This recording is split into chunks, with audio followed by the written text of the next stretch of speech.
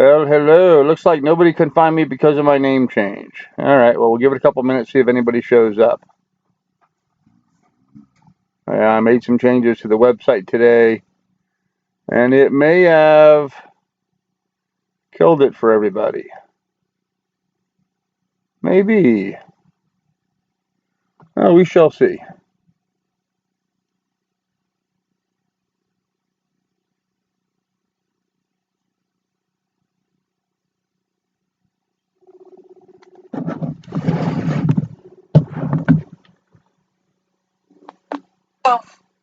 Yeah, I think because I did a name change to the YouTube channel today, no one's getting it in their feed. Yeah, I'm on the channel. I tried Grandpa's Farm in SERV Inanna, and your previous stuff is coming up, but not. I mean, either way I look it up, it comes up under SERV Inanna. Okay. But the live stream isn't coming up at all. I just found out why. Why? I had it set for private. It just went public. Okay. Let me refresh everything. Yep. I had the wrong setting. Live now. There we go. Let's see who shows up. Yep, let's see. I didn't even think about that. Wow. And I worked hard to promote the live stream today, but I promoted it all to the wrong name. Well, not the right name, actually, but I just had it set for private and not public. So you can see me now? I can see you now. All right.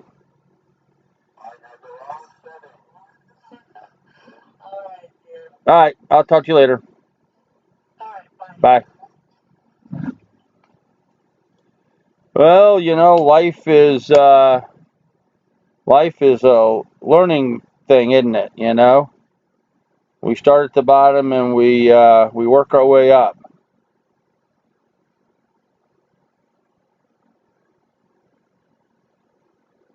And so we make mistakes and we make corrections and we see how it goes. So anyhow, we're live now. Everybody should be able to see me. I don't see anybody on here watching me yet, but that's okay.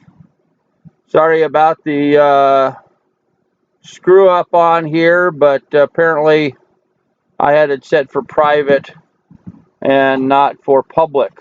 So we are getting it corrected now. Austin, 2 watching, very popular tonight. Yeah, Austin, I kind of messed up on setting up the live stream. I did 2 things this week that made a big impact. One was I changed the name of the channel from Grandpa's Farm to SERV Inanna, and 2, I started the live stream in private mode and not in public mode. I just toggled it over a moment ago, so now we have it correctly. So hopefully some other folks will drop in as we proceed here. So we'll see. If not, then not. But if they do, they do. So how you doing, Austin? How's everything in your neck of the woods? Says nude in the title. Should attract viewers. Yeah, that was a little bit of, well, not really clickbait, because we are going to talk about nudes. We're just not going to be, we're not going to see naked women, but we are going to talk about nudes. Nudibranchs, to be specific. So it should be pretty interesting, but. So I'm not going to worry too much about who's here and who's not here. A lot of people watch my live streams during the week as they have time and availability. So I'm going to go ahead and jump right into the program, and people can jump in and join as they wish. The title of tonight's live stream is Unicorn Whales, Nudes, Angels, and Lying Bastards. And so from there, we're going to dive right in. Hey, Sorrente, nice to see you. You are still listed as Grandpa's Farm in my subs list, but serve on your page. Yeah, it'll update with time. It takes a little bit of time, but it'll get there. Austin, it'll get changed. So Okay, so here's the thing. A whale died this past week. Oh, that happens all the time, and it's usually not a big deal. But in this case, it was Talikum, which is a captive whale that was at SeaWorld. And this whale has had a pretty notorious background, been involved in the deaths of a few trainers. It was the object of the movie, the documentary Black Whales, where they talk about all the problems with having captive whales and stuff. Hey, Alaska Urban Hippie, nice to see you.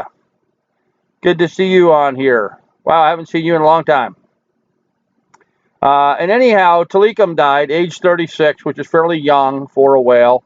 Been in captivity most of its life. It was caught as a young male. 22 feet long when it died. It fathered 14 calves at the various facilities that it has been in its life. So for a 36-year-old to have 14 children, that's pretty cool. And that's a lot of what they do nowadays with a lot of these programs. Instead of capturing live whales, wild whales, and bringing them in, they breed and have programs in where they are working with them that way. And it's sad. A lot of people are upset about having whales in captivity. You know, there's that knee-jerk reaction that we shouldn't be doing that with wild animals and stuff. But I offer a little different perspective. And that perspective is that, those whales do a lot of good as ambassadors for their species and help a lot of people learn to be interested and get inspired about the ocean and the things that are in the ocean. I, for one, was tremendously impacted by a visit to the New York Aquarium. That kind of set me on the path that I'm headed to now. So they do a lot of good in captivity if you put it in the right perspective. Trente says trying to buy a Geiger counter, want to visit Chernobyl at some point. Damn, they're expensive. Yeah, I have no interest in visiting Chernobyl. Why would you want to do that? That's crazy. Okay, we digress. So here's the thing. In 1969, and it was late September, mid late September, 1969. I was 11 years old, and my mom heard in the newspaper, seen the newspaper, that the New York Aquarium had narwhals. Now, if you've never seen a narwhal before, they are without a doubt the most interesting of all of the critters in the oceans in my mind. Okay, here is a narwhal, and I just flipped the switch over. It's going to take a minute for it to get there. Narwhals are whales that have a horn in the front like a unicorn. There you can see a narwhal. There's a narwhal. They are whales with have unicorn horns on the front of them. So if you ever thought there was no such thing as unicorns, there are unicorns. They're in the ocean. And narwhals are amazing creatures. Unfortunately, no facility has been able to maintain any of them alive. Anytime they've been caught and tried to being brought in, they've died. But for a very short period of time, for a month, the New York Aquarium had a narwhal there before it died. And it died at the aquarium. They only had it a month and it died. But during that month, I happened to visit the New York Aquarium.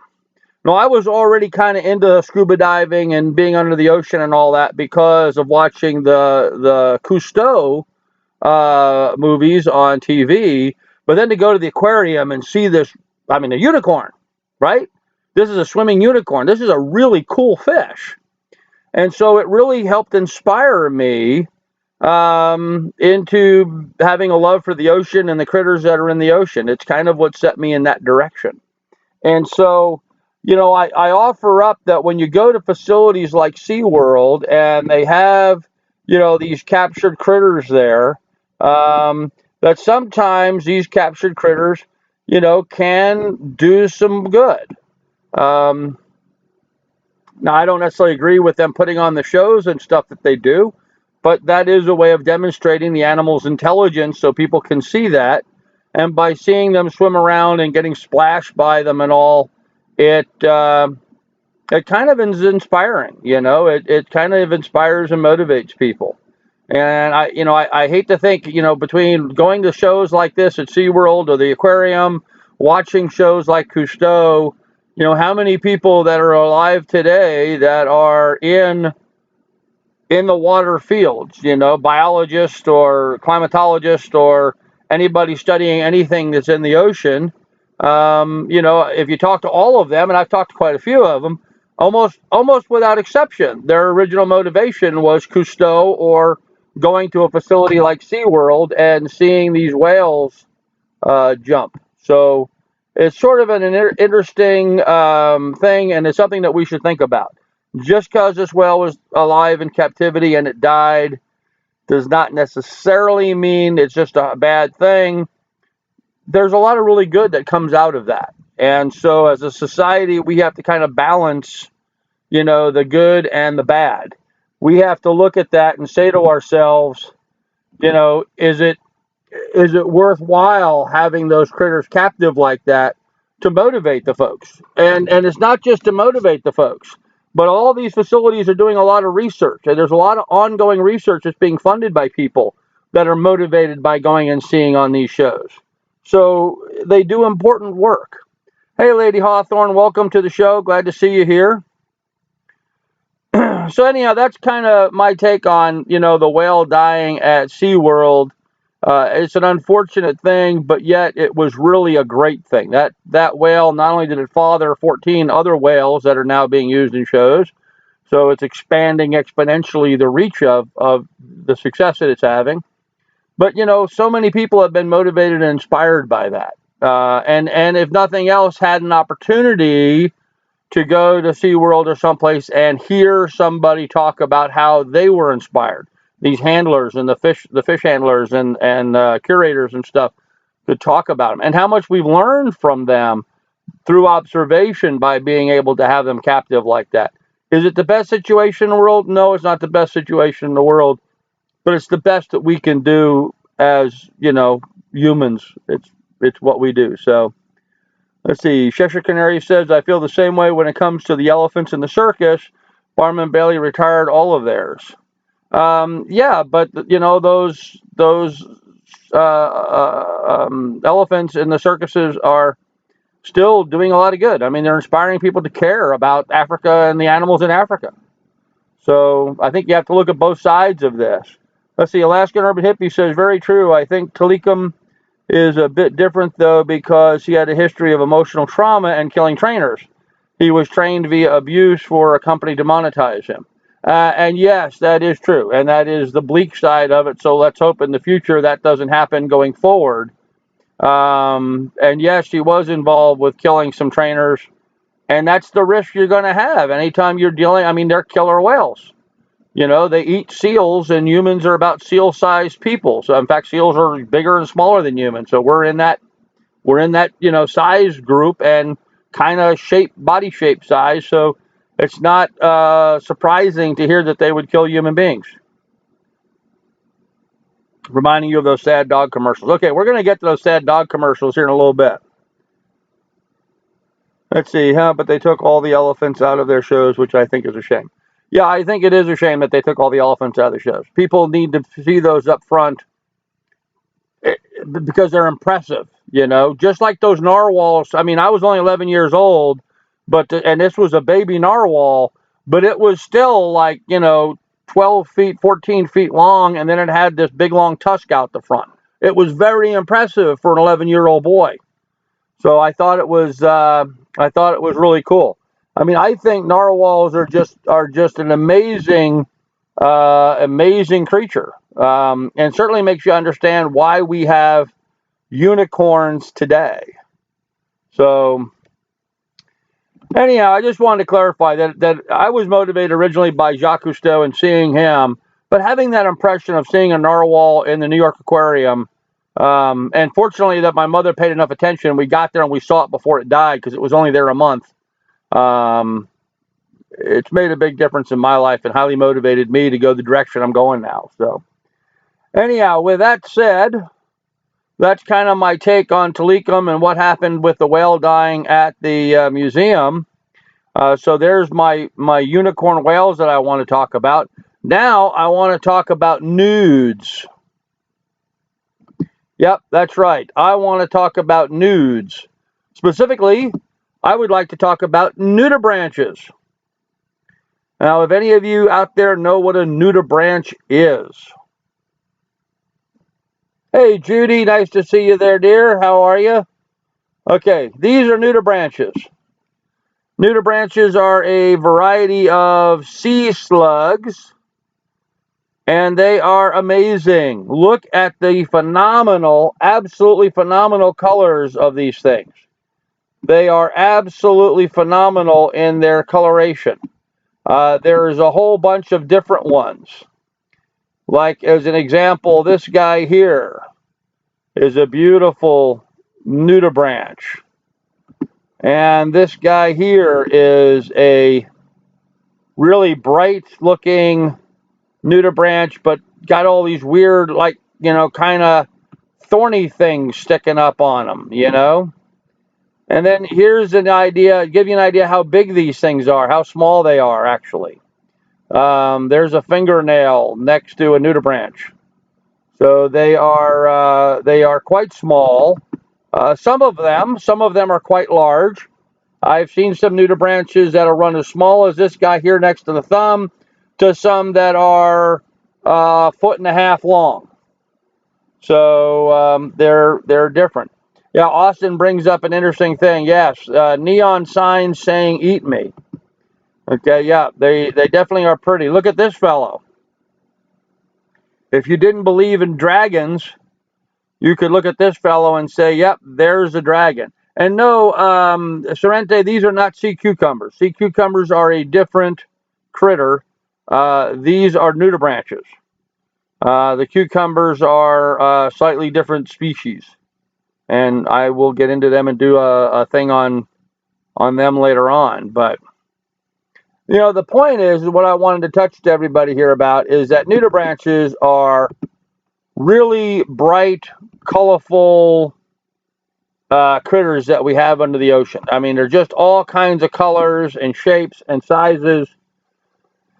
And I'm amazed that we don't have all of this bright, colorful stuff on land. Now, Cheshire Canary says on land with color like this, it says I'm poisonous.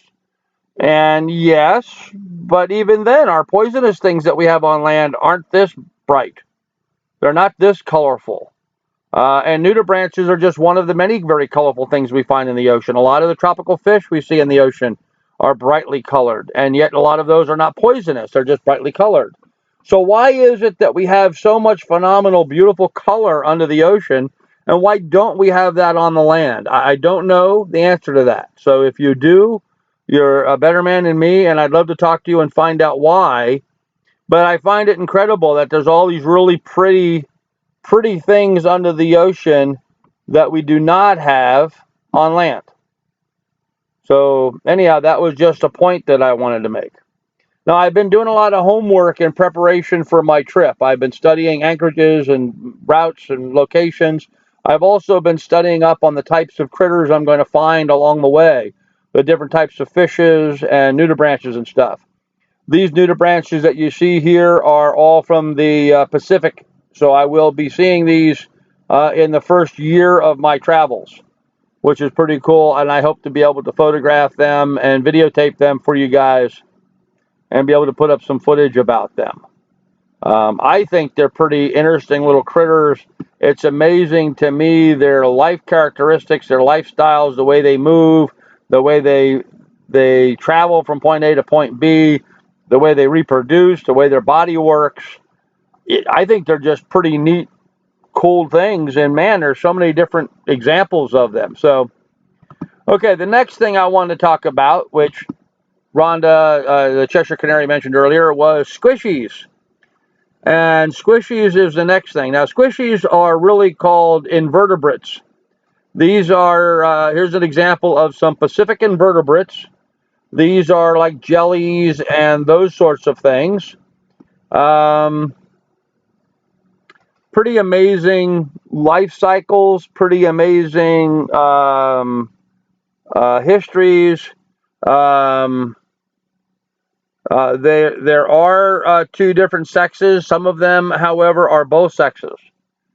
I forget the term for that. But yes, some of these invertebrates are actually both male and female at the same time. They can reproduce asexually. So, but what's interesting with these guys to me is they're nocturnal. Most of your invertebrates, or what I like to refer to as squishies, are nocturnal, and these guys actually represent the single largest migration on the planet Earth.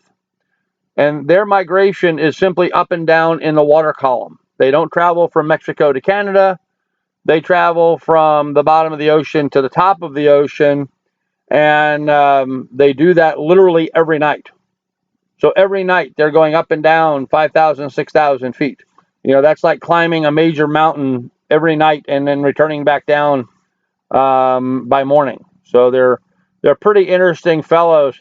And when we look at them, we see some pretty amazing ones. To me, one of the most amazing ones that I find are the sea angels.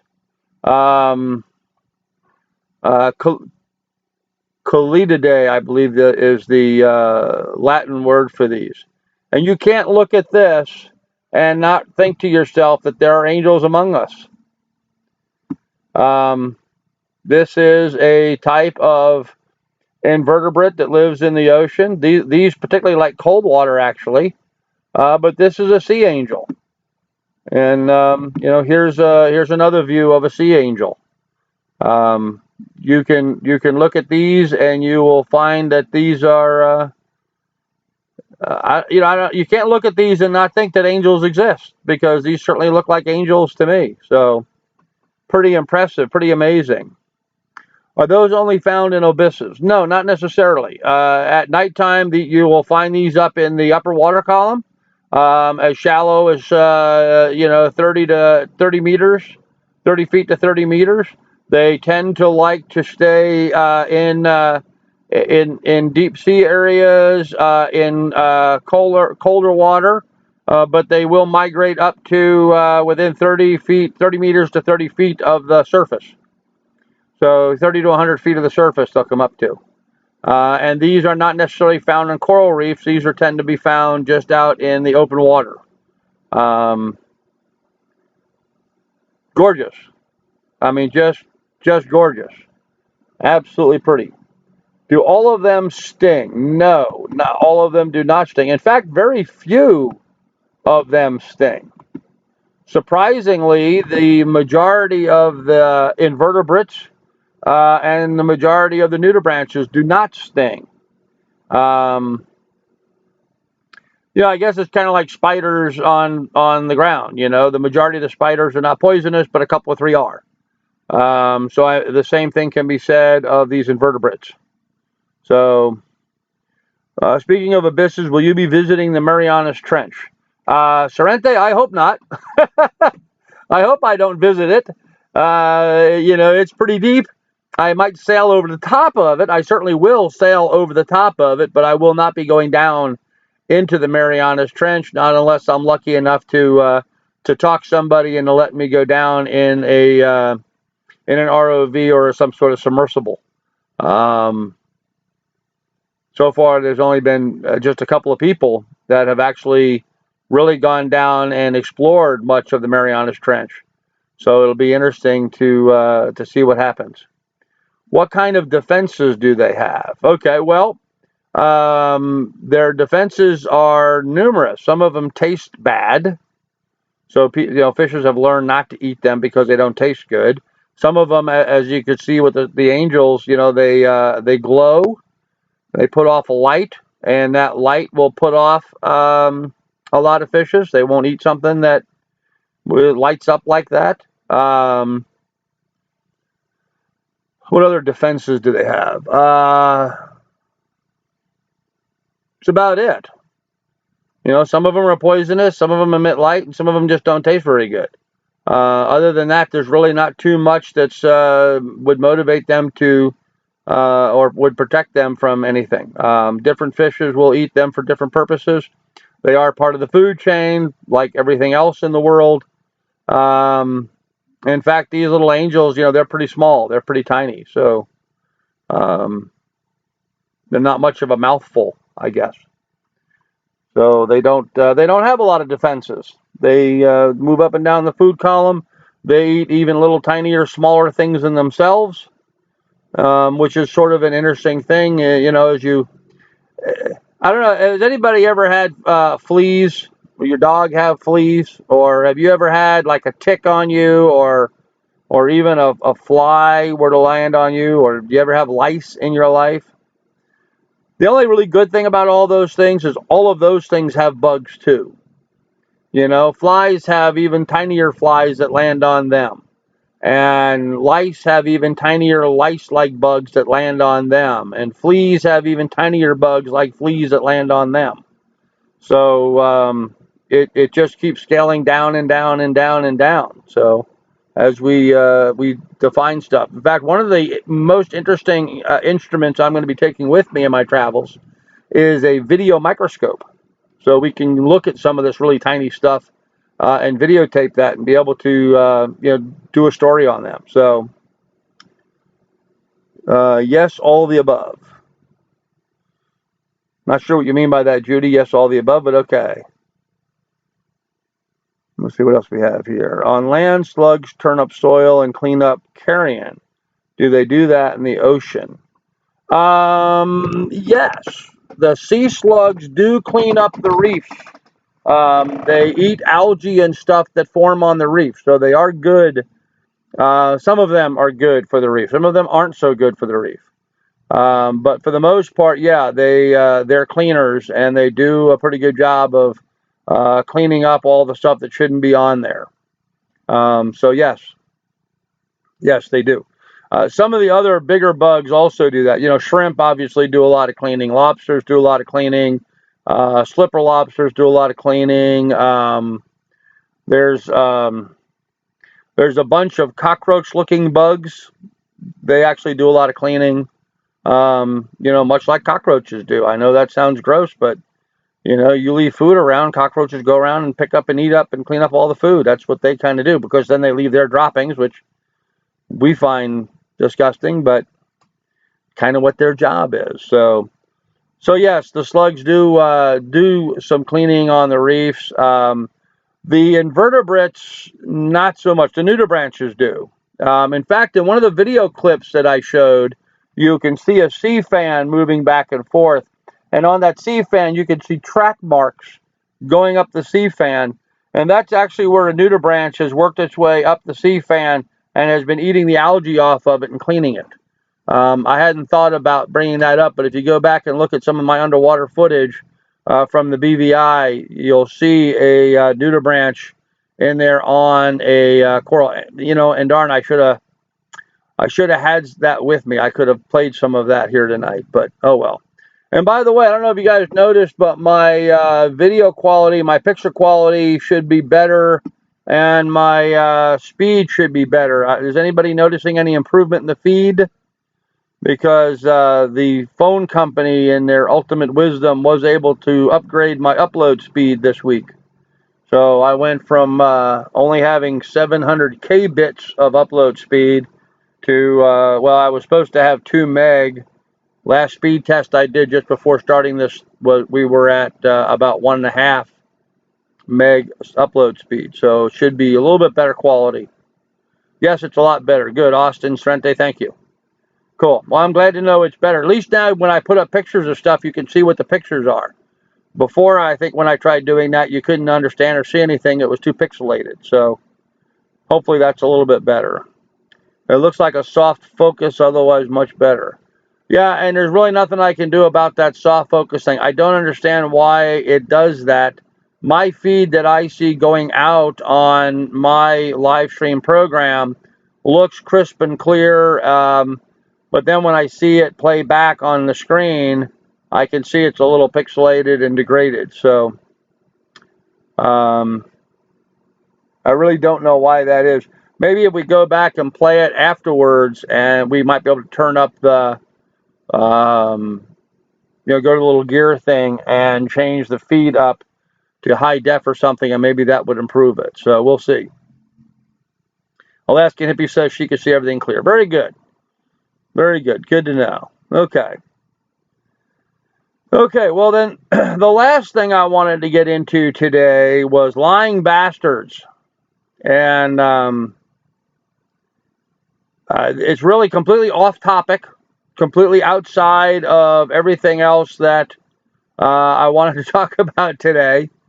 But it was something that I saw actually while watching television yesterday, and I don't watch much TV, but while watching television yesterday, I was noticing, and I was watching a movie on one of these, like History Channel type things, and there was advertisement after advertisement after advertisement for some sort of wonder drug that I needed to have because it was going to cure, it was going to make my skin look better. It was going to cure my dandruff or, whatever ridiculous thing that it was talking about that they were promoting this drug for. And they, tell you to call your doctor and ask about this drug.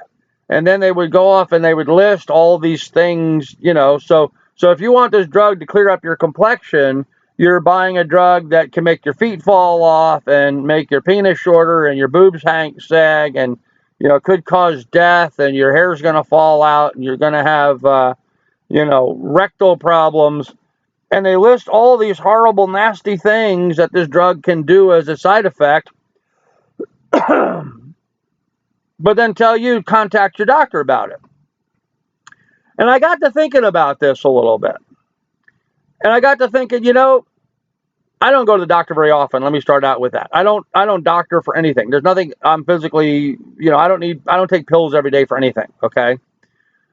But when I've gotten hurt and I've needed to go to a doctor, or I've gotten sick and I need to go to the doctor to get some antibiotics or whatever, I don't tell the doctor what to give me. I go in, he looks at me, he decides what's wrong with me, and he tells me what drug I need.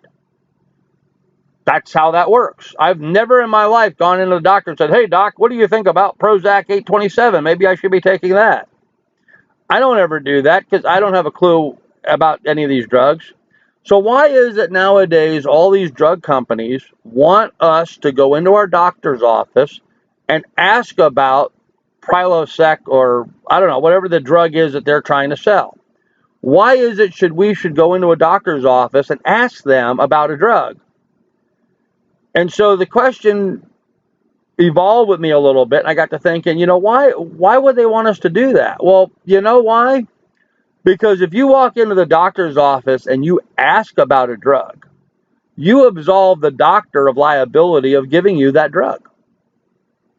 And if you go to the kind of doctor that is getting a kickback from that drug manufacturer and wants to give you that drug, you've just absolved him of any liability because he can say, hey, you came into my office and asked for it and I gave it to you. And if by giving it to you, your nose is bleeding and your boobs are sagging and your penis fell off, well, we told you that was some of the problems that you might be faced with this, but you asked for it, so we gave it to you. And so that got me thinking about that. I bet you that, and I have no evidence, okay? I have no evidence that this is actually the case. But, the common man or the common, what's the word for it? Common sense rule is, to me, that's the only thing that makes sense. That's the only thing that makes sense to me is if I go in and ask this guy for a particular drug, then I've alleviated his liability. He can prescribe the drug to me. I can go home and take it. And the drug company makes a bunch of money. And the doctor makes a bunch of money. And I just bought a drug that, trying to cure, my complexion. I've now given myself, a million other problems and possibly going to die from taking that drug. So, anyhow, it's just something for you guys to think about. Next time you see one of these commercials on TV or in a magazine where they're advertising this drug for you, don't do that. Rhonda is saying, if it ain't broke, don't fix it. Critical thinking is gold. Thank you, Judy. Yeah, I mean, that's what I was doing is a little critical thinking. Any doctor that would prescribe anything, that bull, I wouldn't go back to. Yeah, I agree. But I guess that was my thinking is, why would the drug company want me to ask? Why would I ask? I'm not going to. Now, if I have had a okay, my soon-to-be ex-wife, Penny, had bronchial problems her whole life. Every year she gets this bad bronchitis, every year. And every year the doctor gives her the same medication every year. And it's, she knows it. She's going to get it on a repetitive basis. It's just the way it is. She has a weakness for it for some reason. So if she feels like she's got that coming on, she might call the doctor and say, hey, I'm getting my bronchitis back. Can I get some more of whatever she was taking before that may have worked for her? That's the rare exception that I could ever imagine of anybody saying to the doctor, hey, I want to take this drug or I want to take that drug. All these weight reduction drugs or, I'm sorry, you're just crazy. Just crazy. You do not have a better life through better chemistry, okay? Better chemistry is great if you need it, but don't go in asking for it. Austin says, I took a diabetic drug, Bideron, for a while. If I had to buy it, it's $85 in the UK. In the US, it's $600. Yeah, don't even get started with how ridiculous that is. Don't you love when they say side effects may be fatal? Yeah, right? Yeah, may be fatal.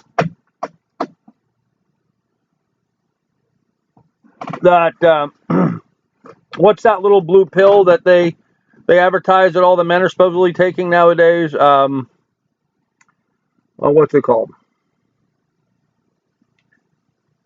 For erectile dysfunction or whatever, there's that little blue pill that everyone's taking now. Viagra. There you go.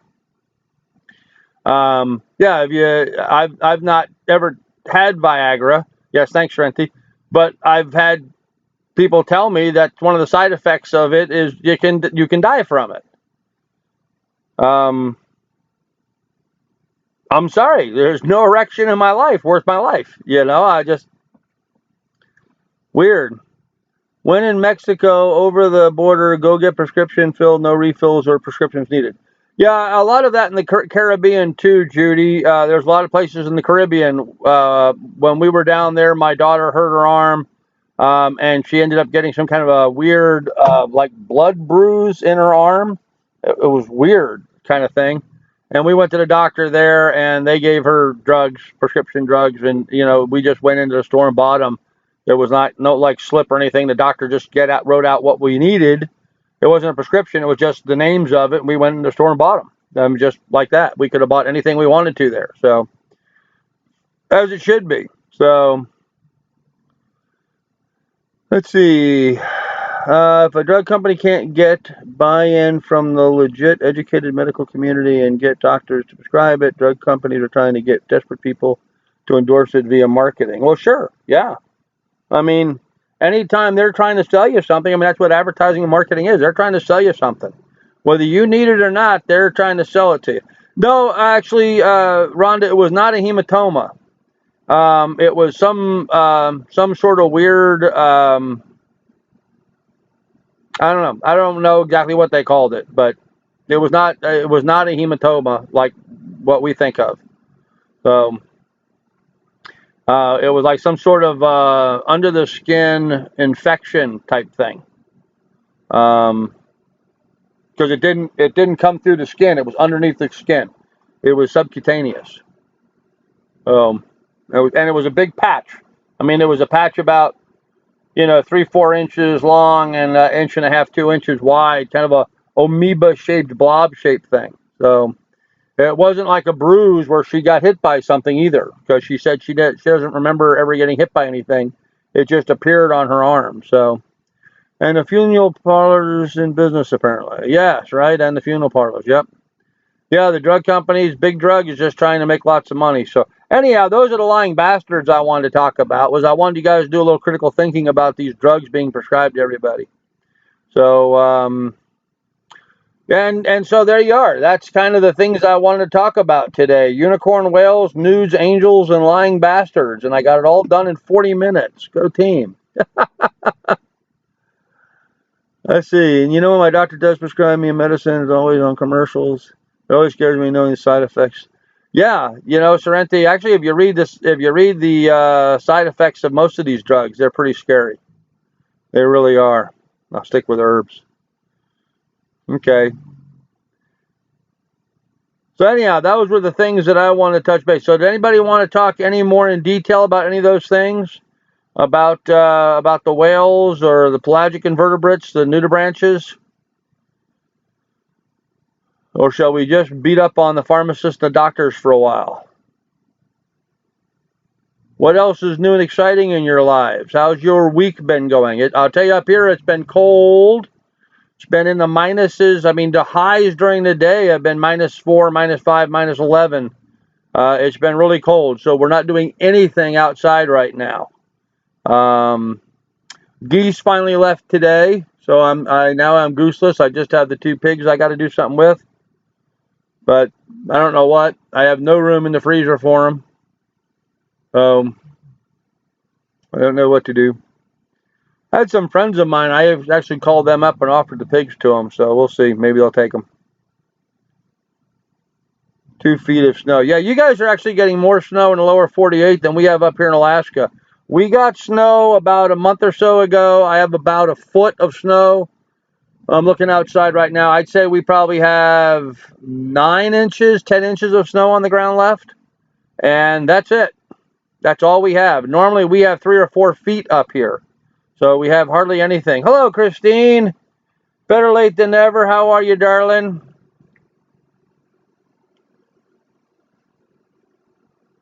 Stick them outside. The world is your freezer this time of year. Yeah, I would do that, urban hippie. But I'd be concerned about... no, bears shouldn't be a problem this time of year. They should be in hibernation.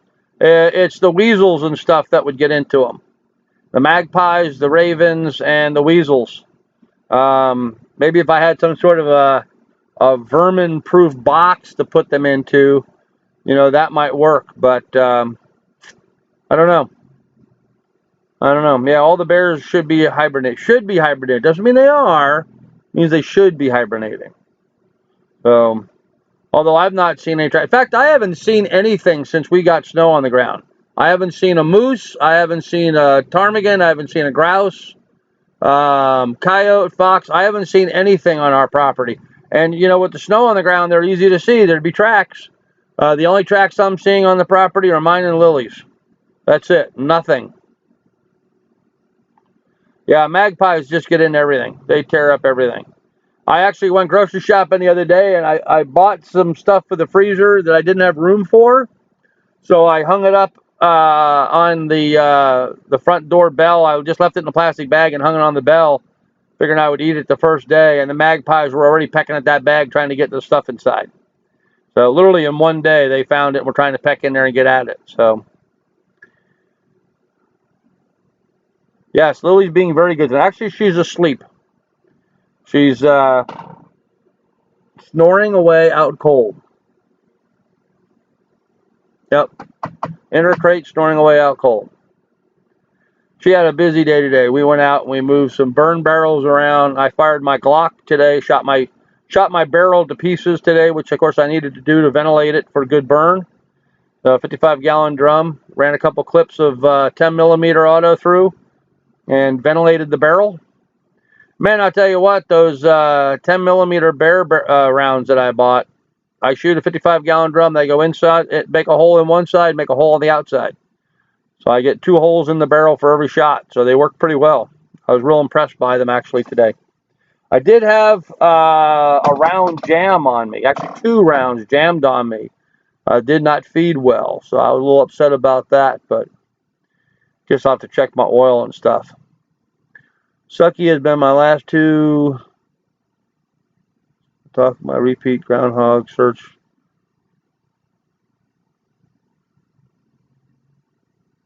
Okay, Judy, that's something about groundhogs and high voltage.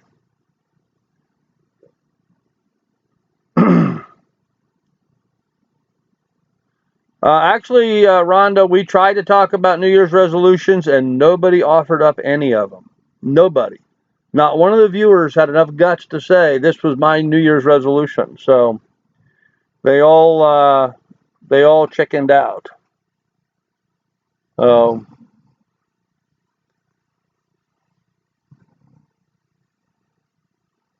Okay, so what else is going on? Let's see. Oh, the Fort Lauderdale shooter. You guys have all seen him in the news. Yes, he had spent some time up here in Alaska in regards to the military. He'd been up here working for the military. Um, Troubled youth. In fact, he was in the court system up here on some violations that he was having and had had. In fact, that firearm had been taken away from him before and returned to him by our law enforcement up here in Alaska. He's had a long history of problems, and to me, that's the failure. You know, that's where it failed. Why, when he was obviously having mental issues, why was that firearm returned to him? I don't understand that. You know, yes, he probably had a legal right to it, but if the guy's demonstrating that he's having mental issues, why wasn't that caught and dealt with? Because he advised them up here in Alaska that the voices in his head were forcing him to watch ISIS videos, and he actually went and asked for help and did not get it. Did not get it. So yeah, some folks up here in Alaska failed him big time, and people down in Fort Lauderdale paid the price for it. That's the way I look at it. There's been a lot of conversation about it up here in Alaska.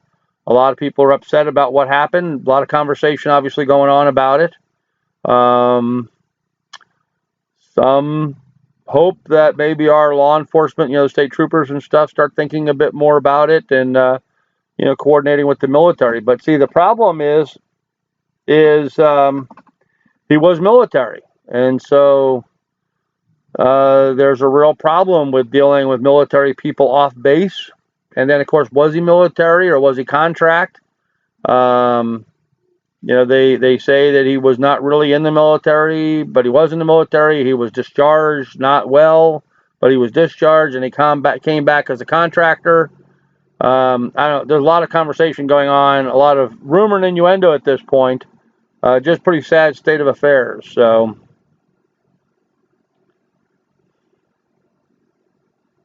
So Rhonda, Judy would like to know, what's your resolution? I know mine, and I'm having trouble sticking with it, but I'm trying really hard. I'll share that with you. My New Year's resolution is to no longer live in the past. I am trying to let go of the past, and it's hard, especially going through a divorce right now. Seems like all we're doing is digging up the past. But that's my New Year's resolution, is to move on and not think about the past. If you want to be sad, think about the past. If you want to be anxious, think about the future. If you want to be comfortable, I guess, live in the now. I tend to live in the future. Maybe I like being a little anxious, but I like the idea of having a bright, happy future. So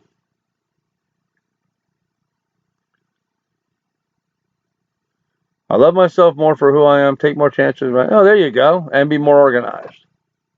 Cool. Rhonda, those are good ones. Judy, what's yours?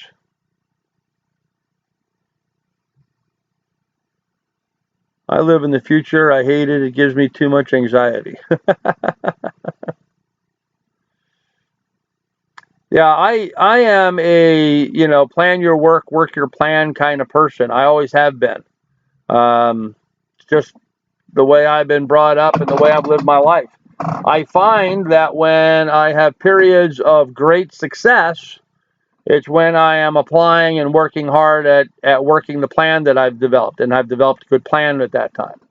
The times when I failed and been flailing is when I've gotten sidetracked for whatever reason and am no longer working towards my goals. And then I tend to flounder. So very definitely have a solid set of goals right now, and I am very definitely working towards them, which is why we're talking about, nudibranchs and pelagic invertebrates and stuff, because that's what I've been reading about this whole week, been studying on these things. So trying to educate myself.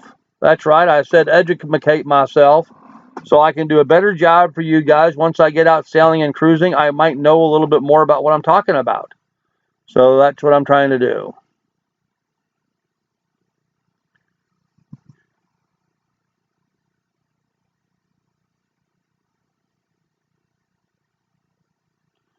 Tampa's going to be in the news, huh? Okay. Become not so disbelieving. Are you rather jaundiced, Judy? I know I am. I am jaundiced when it comes to learning or listening to other people and their perspective on things. But, that's just me. So, okay. I got 10 big ferrocium rods on eBay for $8. Today is a good day for me. Sorrenti, what are you doing with ferrocium?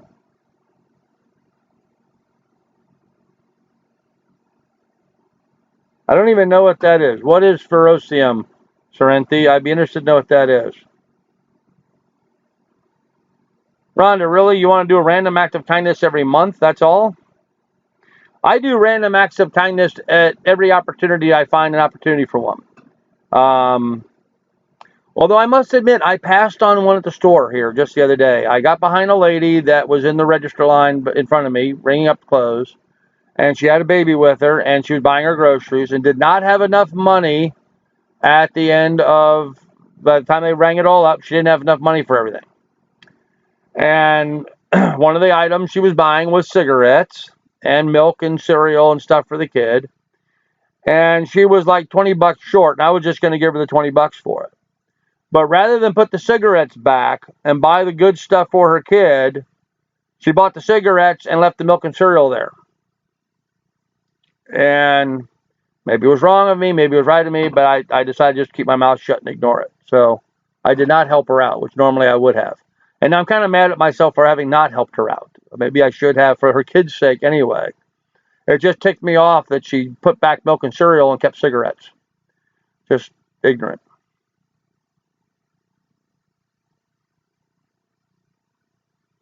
Good for prepping. How are they good for prepping? What do you use them for?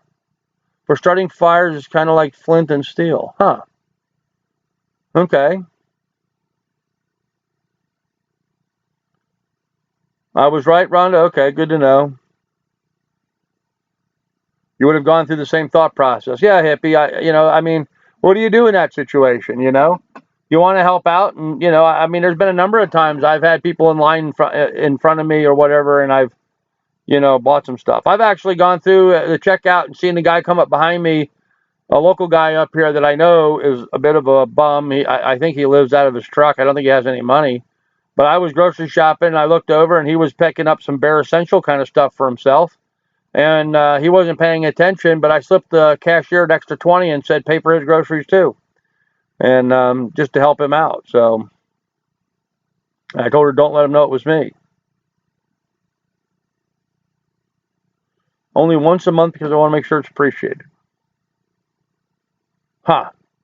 Okay. I get that. I don't like when people know that I do those things. It's like, when I was volunteer at the fire department all the time, we would do stuff at the fire department. As a volunteer firefighter, I'm volunteering my time all the time and put my life at risk because, I'm at motor vehicle accidents or fires or whatever. And, putting the wet stuff on the red stuff and kicking down doors and trying to cut holes in roofs and for ventilation and, dealing with traffic and people mangled on highway accidents and stuff. And but then afterwards, I would try to do things I could to help people out from time to time. I didn't ever want my name mentioned in those. I'd rather stay incognito. To me, that was always much more fun. But I guess I could understand why you want to be appreciated. Sure. I think once per fiscal quarter.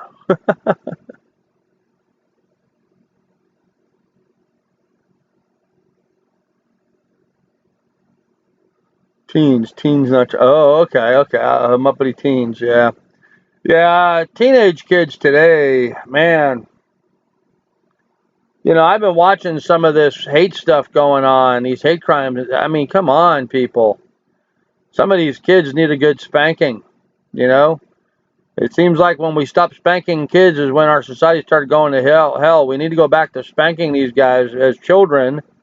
Better that they get a good spanking from mom and dad than wait for some judge to have to spank them later on when it's too late to do much for them.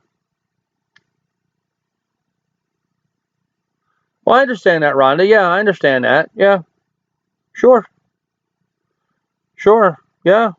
I mean, it's the scale. Everyone, it's the scale. It's what you have available. Hey, there's been times in my life I didn't have a spare dollar to help anybody out, and when I had those times, I didn't. And then there's other times when, I got an extra buck or two, help people out. I can tell you right now, with my focus and my goals that I have right now and trying to save money for buying my boat and my trip, I'm not doing really any kind of help for anybody right now. I mean, really minimal stuff. I'm trying to save every buck. So I guess, it just depends on your situation and what you got going on.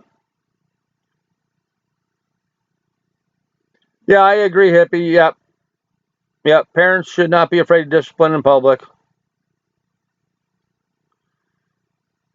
Yeah, and it's worse than that, hippie. It's worse than just being embarrassing. My oldest son, I don't know what he did. I don't remember what he did. But when he was in elementary school, he did something bad, really bad. I mean, not like he shot somebody or something really bad, but I mean, he did something that embarrassed our family and just, he did something bad. And I remember taking him down to the barn and talking about giving him a good man-sized whooping, that he needed a big attitude change. And I went down there and I did not give him a big whooping, but I did take a fist and I hit him in the leg, not even hard, but just enough to get his attention, and to explain to him that could have been a whole lot worse, that I could have, cleaned him up right then if I wanted to. But the idea was to elicit a little fear in him. To this day, I'm bothered by the fact that I did that. I mean, I was really angry, but I maintained control through the whole thing. Boy, I'm glad I did. I'm embarrassed about it now, looking back over it.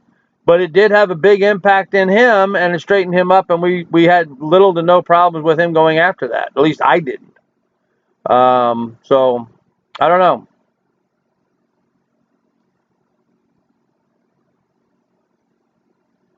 Now I get disciplined when my dog, you get too silly. Yeah, they don't like your kids don't like being embarrassed by their parents. You know, God forbid you should give them a hug or something. I mean, that would just be horrible.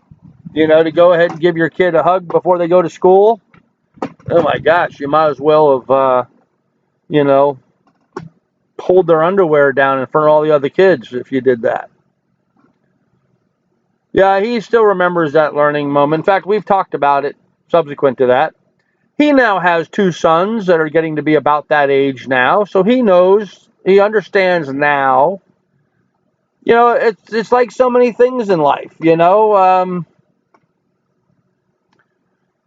Kids don't understand divorce from their parents until they get old enough and have their own wife, and geez, maybe I understand why mom and dad divorced now. They get older and they start. Have you ever noticed the older you get, the smarter your parents get? Well, I mean, we all go through that. So that's what he's experiencing now. So time marches on. Well, anyhow, guys, that's kind of what we wanted to talk about this week. We were talking about pelagic invertebrates, nudibranchs, dead whales, and lying bastards. I think we kind of covered all those to some degree. I hope you guys enjoyed looking at the nudibranchs and the angels and stuff. They're really pretty. I wish we had pretty things like that walking around on the ground.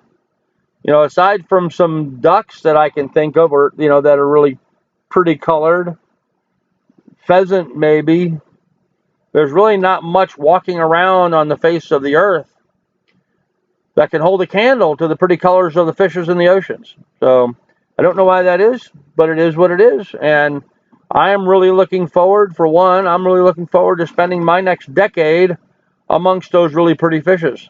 So as soon as I can get this property up here in Alaska sold, get this cleaned up, and I am moving out of here. So we shall see how it goes. Anyhow, guys, our hour is up. The time is over.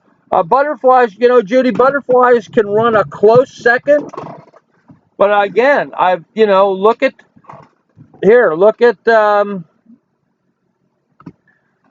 I've never seen an angel that pretty before. Here's the what do you call it? The angel. I've never seen a butterfly that colorful, or that colorful. I've never seen butterflies even that colorful as this like this nudibranch here. So I don't know. I don't know. I just never seen any of them that colorful. But we'll try. Anyhow, hey Mud Pie Girl, nice to see you. Yeah, we were looking at all those earlier, Mud Pie Girl. You missed those. There's a bunch of them. If you go back and rewatch the video, you'll see we looked at a lot of nudibranches and some invertebrates, which are pretty. So you can check them out later. So frogs. Yeah, there are a couple bright, colorful frogs. Some amphibians, I guess, even I would expand that. But even them, not that bright and colorful. Some of them are like black and white and pretty, but not that colorful. And Rhonda and I were talking about this earlier. Some of these colorful fishes, they swim in big schools, so they can be colorful because it's to confuse whatever predators. Well, by that logic, then why aren't bison pretty? I mean, bison traveled in huge herds, and they're just big black, brown, shaggy things. Why aren't they yellow and blue and green and pink and purple and all these beautiful colors? I don't get it. Maybe some biologist somewhere will explain that to me, but we shall see. Anyhow, I'm gonna wrap this up for tonight. We're gonna end on this note. I hope you guys had fun looking at the nudies and talking about dead whales and stuff. So moldy cream cheese don't sleep. Long story. Okay. Anyhow, you guys have a good evening, and I guess we'll see you guys next week. So take care, and we will talk to you all later. Good night, guys. You guys have a really good week. Bye.